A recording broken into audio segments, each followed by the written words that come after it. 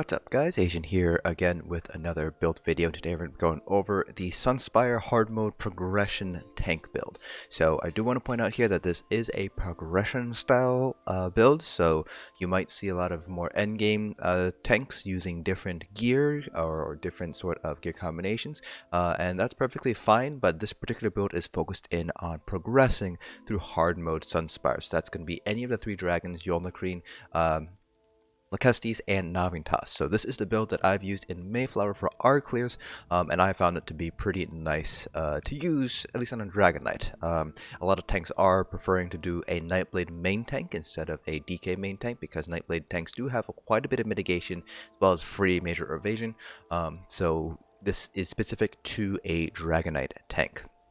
So, because this is a very specific build video, we're going over gear, skills, attributes, basically everything that I use on this particular build, and then I have plenty of streams on Twitch, and we'll eventually post them on YouTube as well, all of the different Sunspire hard mode runs that we've done on Mayflower, so you guys can get an idea of how this build basically plays out in the actual fight itself.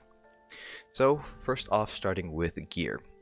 Now, there are a few different sets that you might want to consider wearing, so I will point out what I think is necessary for the progression guild for this build, and then what you can kind of take out and replace depending on what your off tank is wearing. So the Monster Helm set is going to be Vykosa. So this comes from Moonhunter Keep. It's a very nice Monster Helm set to wear for progressing through Sunspire hard mode.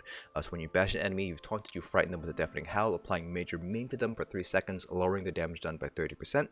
This effect can occur once every 15 seconds. So, because the dragons do have fairly clear telegraphs when they're going to do their specific moves, it's actually quite easy to anticipate these moves and use Vykosa to basically reduce the damage that you'll be taking from those moves.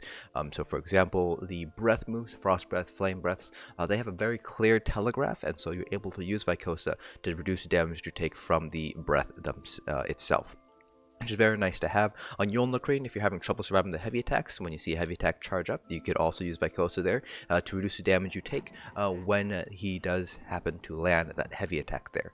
So very nice, and it's a lot more consistent than something like the Templar ulti Solar Prison, because you can use it every 15 seconds, and you can use it whenever you want as long as it is off the cooldown.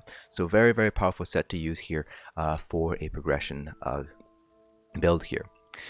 Next is going to be Reflected Yolnahkriin. So in terms of tanking sets, you do want to have at least one of your tanks wearing Yolnahkriin here. The main tank is probably going to be the best person to wear this, because you'll typically be on the boss the whole time. The exception being for Navitas on hard mode. There might be some instances, there will be some instances where you're not going to be on Navitas, but you still will be able to get taunts off on the the Flame Atros, or the Vigil statue if it's still up. So definitely still want to get Yolnahkriin on one of the two tanks. It's just best suited on the main tank spot rather than the off tank, because the off tank won't necessarily be able to get that minor courage off on cooldown. So definitely prefer to wear the Yolnahkriin on the main tank here. Then for the second set, I'm wearing Aquavary Dragonguard, and that's mainly because I don't have Morag Tong set up. If I did have Morag Tong set up, I'd probably be using Morag Tong instead, or Hircine's Veneer.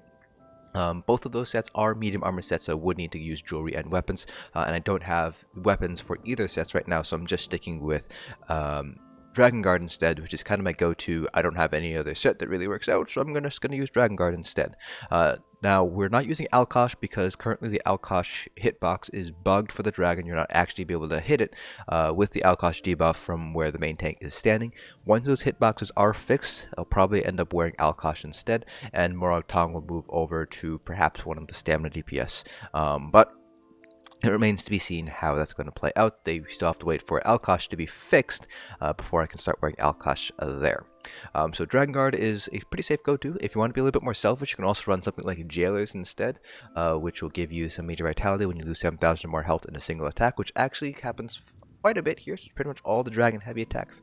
The breaths can hit you for more than 7,000 per tick, so you will get some pretty nice uptime Major Vitality if you're wearing Jailers. You could also go with Ebon. If you're going with Ebon, the thing you want to watch out for is make sure you have Ebon on your armor, not on the weapons, because if you bar swap, at least with this particular build, you will end up losing the Ebon buff on the back bar and regain it on the front bar, so you will end up losing that additional 1.5k health every time you bar swap, which is not that great. So if you do decide to go Ebon, then make sure you have it on the body and run Yolnahkriin on the front bar instead. So again, Yolnahkriin is probably the set that you don't want to replace here. It's Aquamarine Dragonguard, which you will want to replace with any of the sets that I mentioned here. So Morag Tong, Hircine's Veneer, Jailers if you want to be a little bit more selfish, Ebon if you also want to provide some Ebon stuff, but again, then you would have to swap Yolnahkriin to the front bar, so that way you don't have the Ebon weapons there. For jewelry, I am going with all three healthy, and that's mainly because I don't have the transmutes to really transmute these. Normally, I would probably go with one Harmony and two Triune, like I do in my tank build videos. But healthy is perfectly fine, especially when you're progressing, because you do want to have that additional survivability there.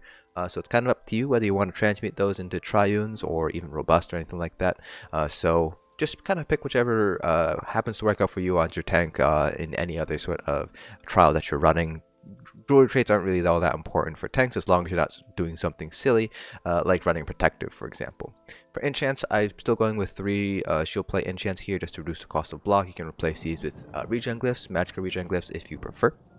But I like to have the extra cost block cost reduction because I tend to run infused on my large pieces rather than sturdy. So that's kind of why I like to have those block cost enchants there. Weapon, sword, and board on the front bar, that's pretty much a given here.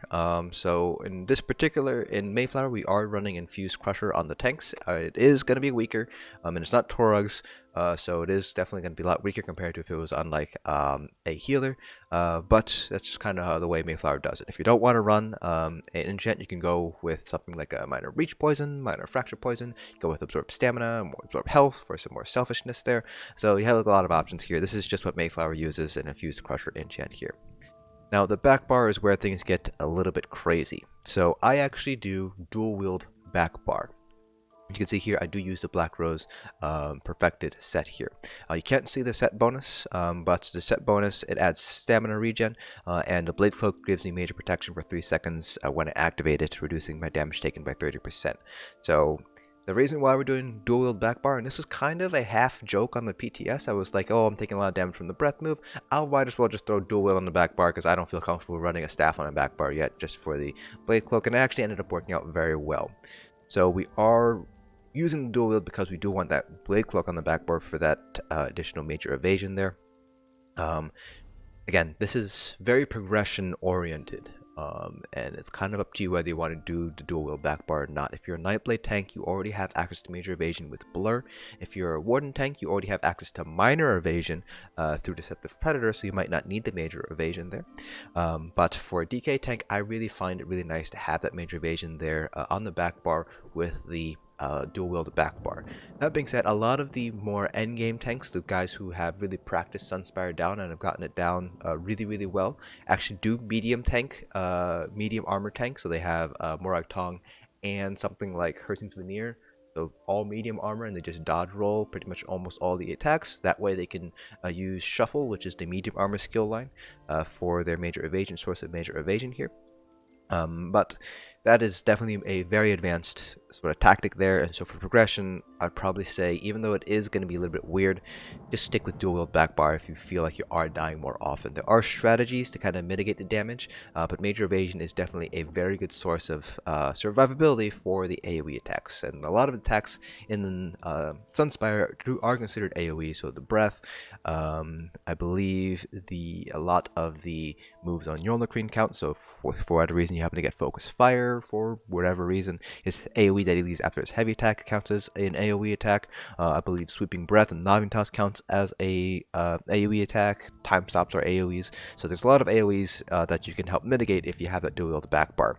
You don't need to run the Blackrose perfected set like I have here. I just happen to have this out here in case it ever was useful. The major protection is definitely ends up being incredibly useful, especially if you time it correctly, so you use it right before a breath goes out, because very clear telegraph again.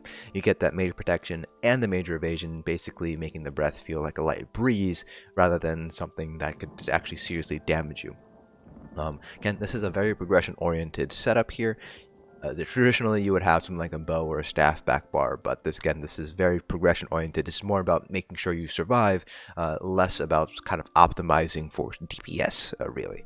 So in terms of enchants, I just went with what I had. So both my daggers were, or I should say, yeah, I had 2 daggers charged decisive. Just go with whatever you happen to have on hand here.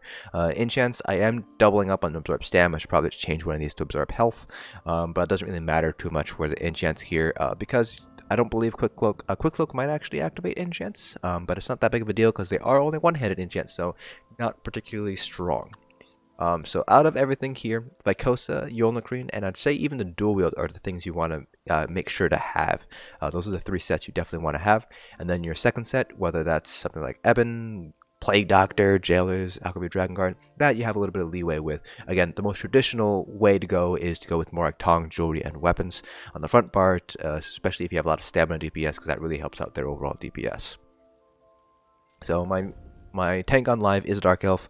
That's why my attributes are 50 health, 10 stam, and 4 magicka.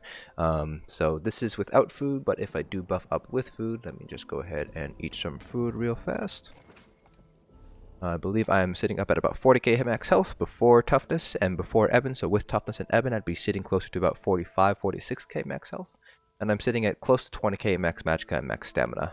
That's just because I am a Dark Elf, so I do get some additional stamina and magicka here. But I would spec a little bit heavier into health, especially for progression, and as you get more comfortable, you can take some points out of health. And of course, like I mentioned in my tank videos, your specific distribution is going to be dependent on what race you're going for. So Dark Elves don't get any additional max health, so I do need to put a few more points into health to make up for that there. Atronach Mundus, you still want that magicka regen, and then purple food. We are not a vampire, so you do take additional flame damage as a vampire, so don't want to be a vampire here. If you do want to stick with a vampirism, then just drop down to stage 1 every time you raid for Sunspire. Stage 2 is possible to survive in because you do take only 15% additional flame damage, but you don't want to risk it too much. So for progression purposes, I would say either drop down to stage 1 or just completely get rid of vampirism. You can always get a vampire bite back for free from one of your social guilds or even your raid guild even. So I would recommend dropping vampirism for progression. Then for skills, on the front bar, this is the Swordboard bar, we have Pierced Armor, Heroic Slash, Fragmented Shield for the major mending bonus, Green Dragon Blood, and we have Engulfing Flames. If you have Magic DPS, if you don't have Magic DPS, you can replace this with something like Vigor or Shadow. What's the move called? I need to check what the move is called real fast. Shadow Silk. So we do have Magic DPS in Mayflower, so that's why I'm running Engulfing Flames here. And then Reviving Barrier. You can also go with the Magma Shell, depending on what strategy you're using for Lokkestiiz hard mode. So if you're running Barrier for Lokkestiiz hard mode, then keep it up, but otherwise you can replace this with Magma Shell for progression purposes. On our back bar, so this is the dual wield bar. So we have the Range Taunt, Balance, Cinder Storm, Quick Cloak. This is a flex spot here again, so we have Purge for Lokkestiiz to help purge the minor vulnerability before the beam goes out. But otherwise, I would replace this with something like Shadow Silk or even Vigor. You do have some flexibility here, and then Aggressive Warhorn here. So again, this is a dual wield bar, and we're using this for Quick Cloak for the major evasion, which reduces area of damage from area of attack. Area of effect attacks by 25%, which is quite a bit of mitigation there that you wouldn't normally have otherwise. So again, this is a progression build, so we're really focusing in on mitigation overall. So Quick Cloak is helpful there. Cinder Storm is actually a pretty nice heal over time, so I like to drop it where I'm tanking the boss. That way I get a little bit of additional heals going on. Plus, if you are going to end up running Symphony of Blades later on down the line, it's nice to get used to being able to play Cinder Storm on your DPS as well, so you can help proc your Symphony of Blades that way. So a lot of advanced tanks are running Symphony of Blades and not Vykosa, but for progression, you're going to stick with Vykosa and put Cinderstorm on yourself for additional heal over time. It's actually quite nice. It's 1200 every second, so pretty decent overall. It's actually quite nice heal for what it's worth. Then for champion points, the most important is going to be the red and green CPs. Your blue CPs are obviously just going to be 75, 81 or 100, 100. But for green CPs, obviously 61 Shadow Ward, 61 Tumbling, because you will be doing a fair amount of dodge rolling. You'll be dodge rolling quite a lot on the Vykosa, and you'll be dodge rolling the heavies on both Yolnahkriin and Lokkestiiz. So it's nice to have the cost reduction in dodge rolling. 49 Tenacity, 64 Arcanist.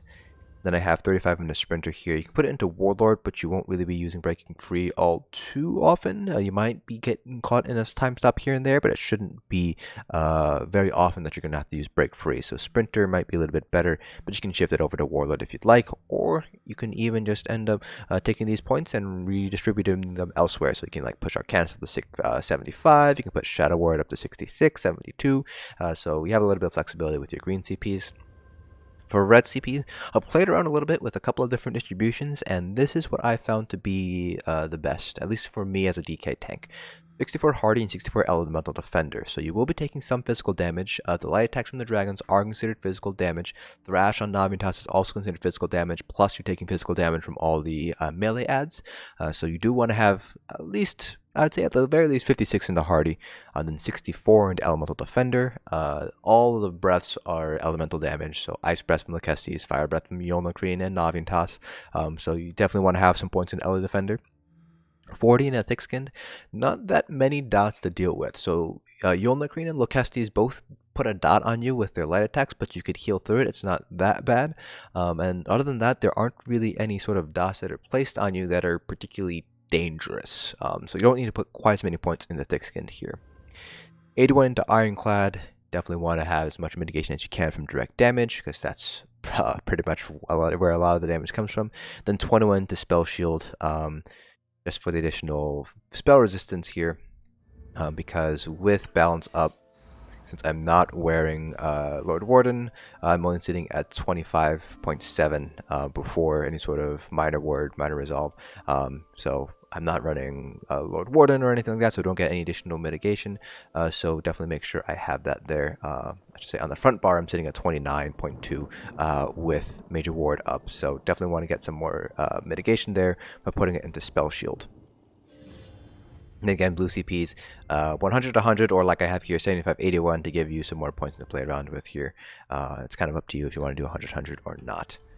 And that's pretty much it for the build itself. So again, I do have a lot of streams from Sunspire hard mode, both on the YouTube page and as well as the Twitch page. I will be shifting a couple of the Twitch videos over to YouTube, so you guys can check them out there. And I do use this exact build on those videos. So if you check out those videos, you will see how I use this build in action. So this is exactly what I use in the Mayflower runs. Again, this is a progression style build, so you're not going to be really looking for maximizing DPS, maximizing uptimes, anything like that.